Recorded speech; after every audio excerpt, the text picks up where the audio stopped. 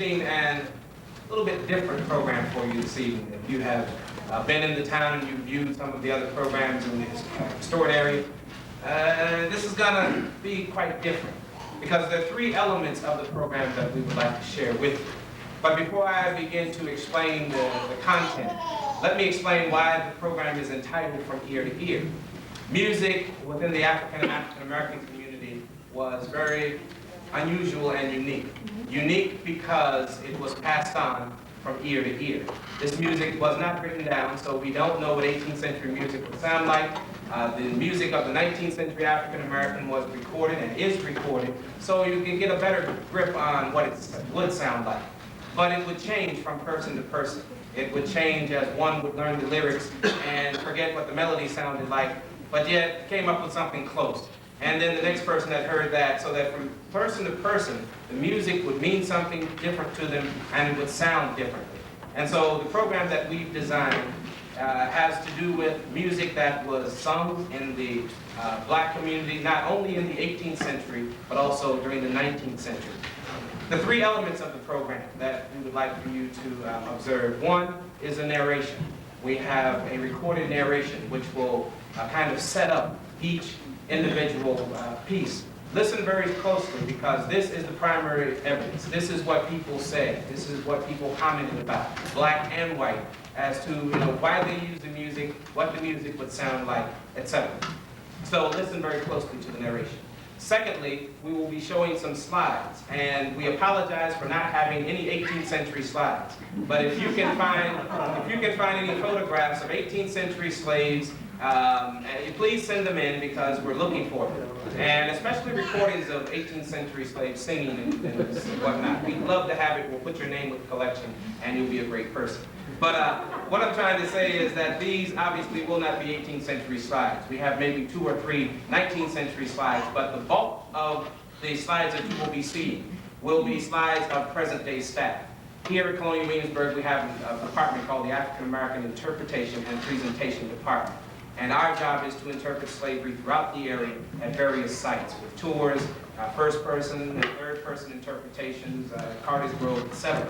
And so to kind of showcase these places, we have some slides that we'd like for you to see because you may have seen some of these people, you may have been in some of these areas where the music would have been performed. So take a real close look at it because we've chosen certain slides for certain songs which kind of is appropriate. A couple of things that we don't apologize for and for you not to expect. Don't expect to see dance, because dance was not passed on from ear to ear. It was passed on from eye to eye, which is the reason we can do another program next year, eye to eye. But no, this is ear to ear, so it's mainly vocal music. There's only one rhythmic piece, and that is to give you an idea of a polyrhythm with some song, with the song that goes along with it. But it's mainly vocal music. And the final thing is that as you listen to the music, if you catch on to the phrase, we expect you to sing.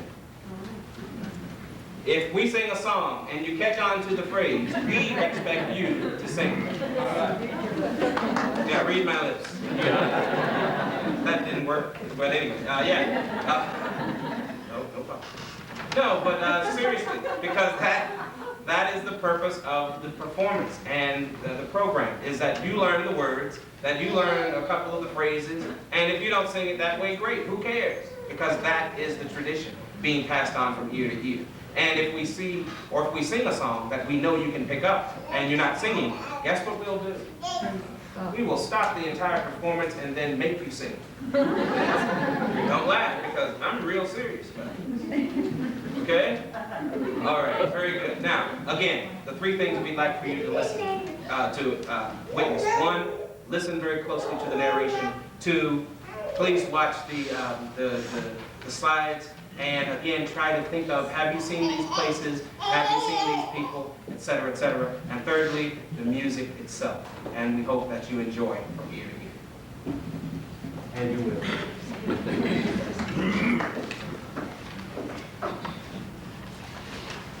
It is fitting to begin with the African music styles.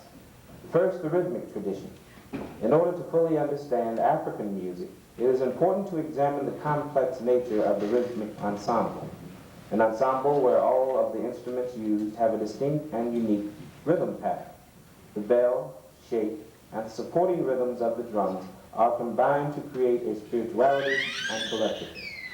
As you listen to such a rhythm, be listening to the individual and collective sounds produced by the ensemble, for this is the most important component of all black music as we know it today. The same types of rhythmic components are evident in vocal music. There is an added complex nature of the vocal sound in the form of antiphony and polyphony.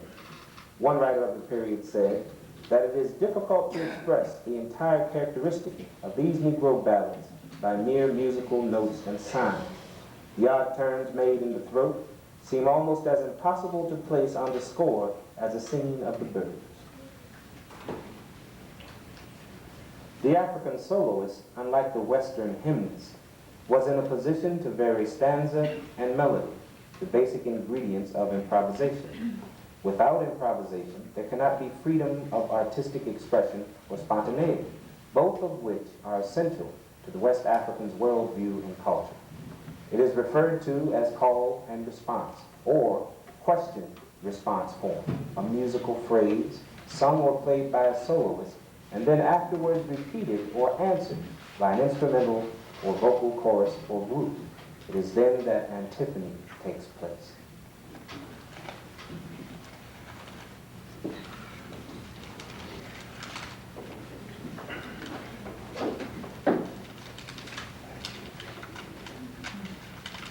Performers are so people.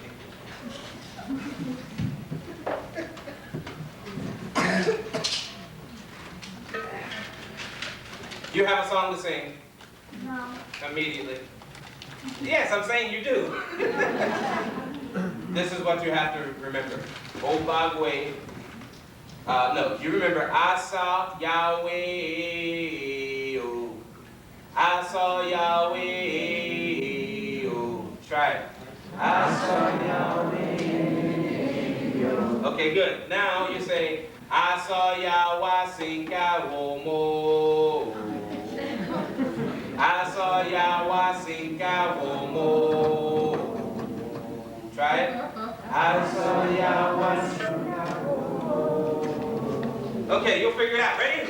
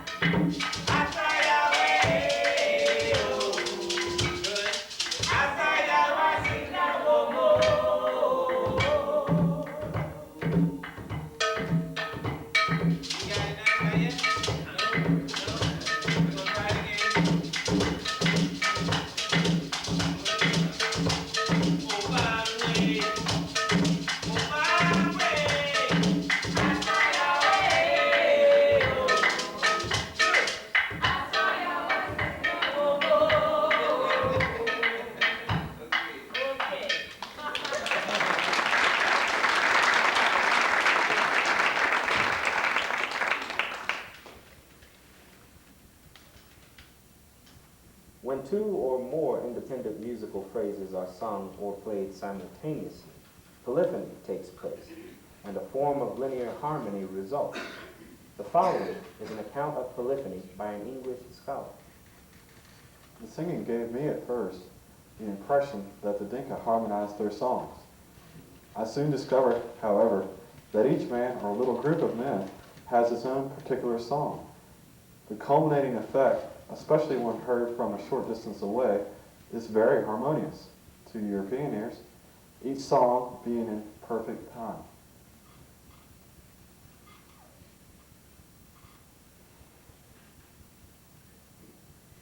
Rains are over, it's fine and shiny weather, oh, Deseo. Rains are over, it's fine and shiny weather, oh, Deseo. Rains are over, it's fine and shiny weather, oh, Deseo. Rains are over, it's fine and shiny weather, oh, Deseo.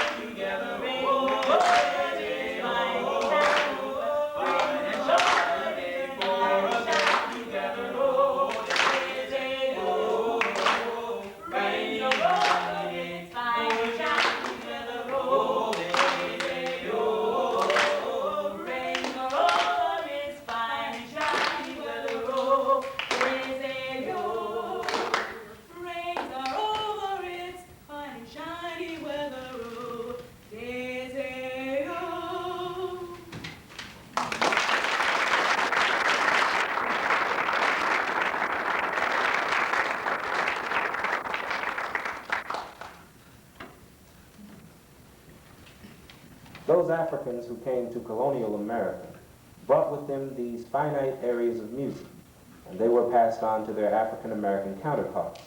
The sharing of music in the fields influenced the howlers, songs, and spirit of the field hand. Choral work songs developed, and again, the importance of the music was to give the work song a rhythm derived from the work rhythm. The antiphony component of the music was unconsciously apparent as this music was passed on from ear to ear. Steve Weathersby, an ex-slave, recalls, "We loves music. Most any cottage you pass, especially at night, you can hear soft music and singing. The slave owners used to say when they had a bunch working in the fields, as long as they could hear them sing, they know them niggas was a working. But when they got quiet, they had to go put them back to work. For when they stopped singing, they stopped work too." Moses, Moses, don't you let King Pharaoh overtake you. Moses, Moses, don't you let King Pharaoh overtake you. Moses, Moses, don't you let King Pharaoh overtake you. lonesome graveyard.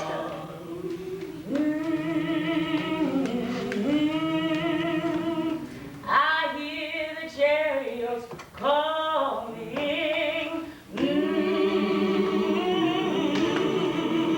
I said, I hear the chariots coming.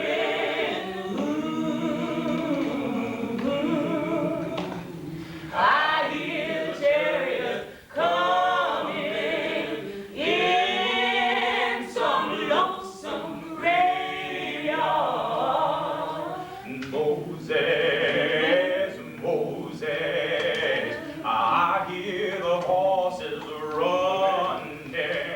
Moses, Moses, I hear the horses running. Moses, Moses, I hear the horses running in some lonesome graveyard. Jordan, Jordan, I hear the Jordan rolling. Jordan, Jordan, I hear the Jordan rolling. Jordan, Jordan, I hear the Jordan rolling in some lonesome graveyard.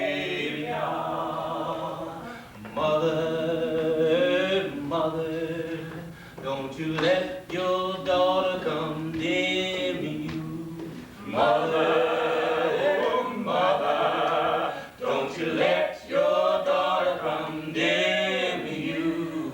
Mother, mother, don't you let your daughter condemn you in some lonesome graveyard.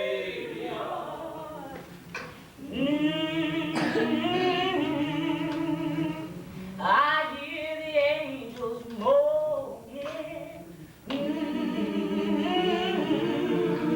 I said, I hear the angels moaning.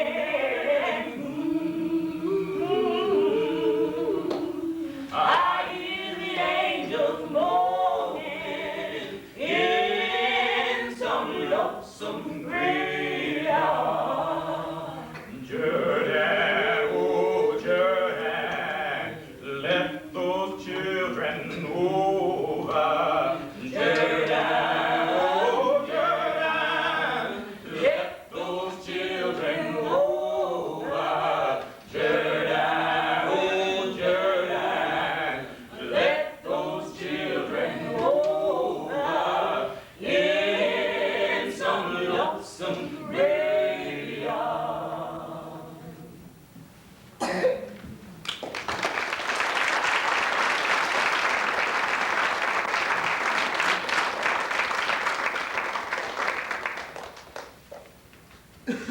During social occasions, there evolved occasions when folk music began to develop, sharing music among each other. Again, the use of rhythm, antiphony, and polyphony shows the transference of musical expertise, both individually and collectively. You see, my daddy was always getting permits to go over and see the cook on the Smith case. And the visiting was getting so every weekend he was running over there. And in between time too. So that at last Mr. Rawls, he said, look here, Ned, you want to marry that girl over there at the Smith's place? And when my daddy said he do, Mr. Rawls, he said he tried to bring it. And he did. Yeah, they fix it all up pretty soon so they could step over the broom. That's what they used to call it when the black folks get married. Well, they just lay the broom down, and then what's going to get married, they walks up and steps over that broom before together, and they old master, he said, I now pronounce you man and wife. And then they was married.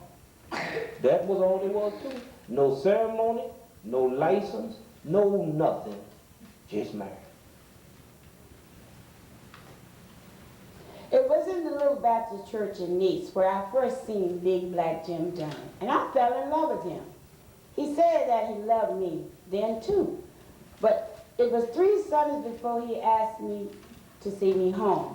We walked that mile in front of my mama, and I was so happy that I ain't thought a half a mile home. We had cornbread and turtles for dinner, and it was night before he went home.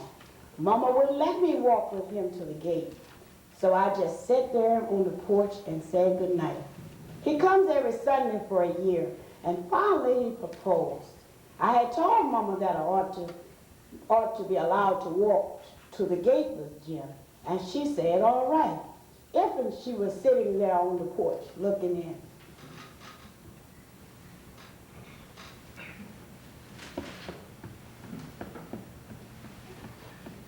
Diamond Joe, come get me. Diamond Joe, come get me. Diamond Joe, come get me. Diamond Joe. I went up on that mountain to give my horn a blow, but I heard Miss Maybell say, yonder come my bow. Diamond Joe, come get me. Diamond Joe, come get me. Diamond Joe, come get me. Diamond Joe. I ain't gonna work in the country, need on Boss's farm. I'm gonna stay till my Maybell comes, she gonna call me Tom. Diamond Joe, where'd you find him?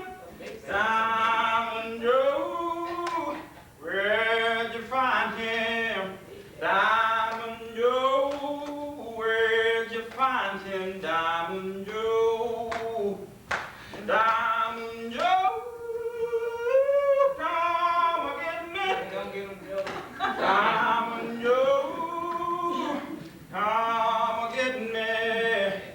Diamond Joe, come get me. Diamond Joe. I ain't gonna tell you no story, neither word nor lie. I'm gonna stay till my Maybell come, till she come on by. Diamond Joe, come get me. Diamond Joe, come get me. I said, Diamond Joe, come get me. Diamond Joe.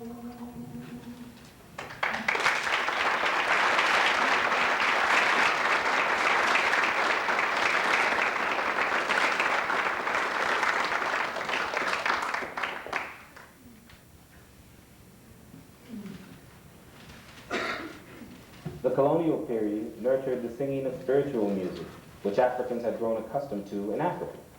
Hymns and psalms were learned by slaves going to church with masters, witnessing the European music with its deliberate, harmonious influence and the individualist style derived from African musical sensibility. And they told of many wondrous things to come that I have lived to see. They used to sing Amazing Grace and other songs I don't recall just now.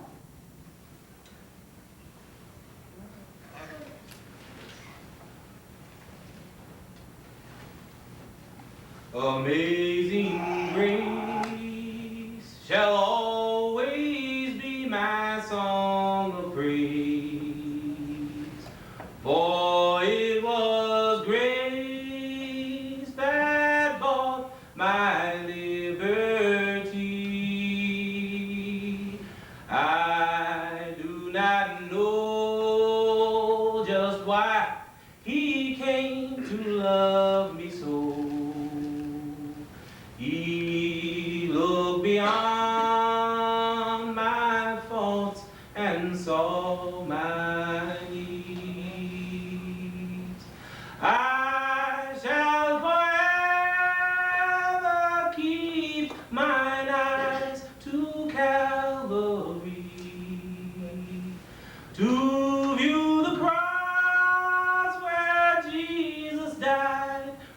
for me.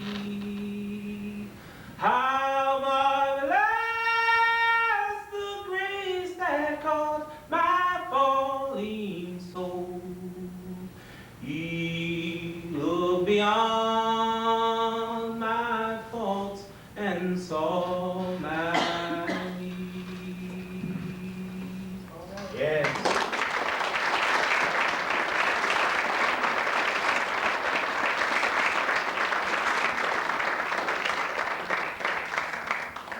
Now, The 19th century brought a major offspring of black music unique to the African American community, and also proved to be a period of sharing and borrowing of music between blacks and whites. The antebellum Negro began to refine and improvise as the delineation between states, cultures, and communities became as varied as history has proved. The expressing of the sorrows and plight of the Negro in slavery became more apparent in the music as slaves began to worship, mock, flirt, and work with singing. Let's view the various forms of music within the African American community of the 19th century to examine the transient nature of the black community's music and influences. Josiah Henson wrote of the mother from whom he was separated by sale, only to be reunited by repurchase after he had been fallen ill. We had been in the main very happy. She was a good mother to us, a woman of deep piety, anxious above all things to touch our hearts with a sense of religion. Now I was once more with my best friend on earth and under her care. Female slaves often took care of the slave children, as well as some of the slaves' northern and southern owners' children. An 1851 account of a Mississippi planter reads, A large house is provided as a nursery for the children, where all are taken and placed under the charge of a careful and experienced woman, whose sole occupation is to attend to them and to see that they are properly fed and tended to, and above all things, to keep them dry and as clean as possible under the circumstances. This created a bond between the slave community and its young. The children would have heard songs such as, I Went Down to the River.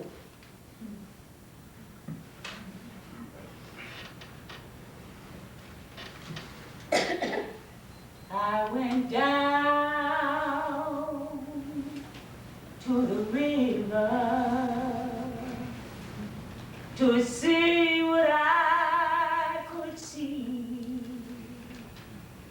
I went down to the river to see what I could see. I saw the rising waters coming to swallow me. I dreamed I knocked at heaven's door, but nobody was there. I said I knocked at heaven's door, but nobody was there. Then my little baby cried, does the Lord answer our prayer? Now I sit sad and lonely, waiting.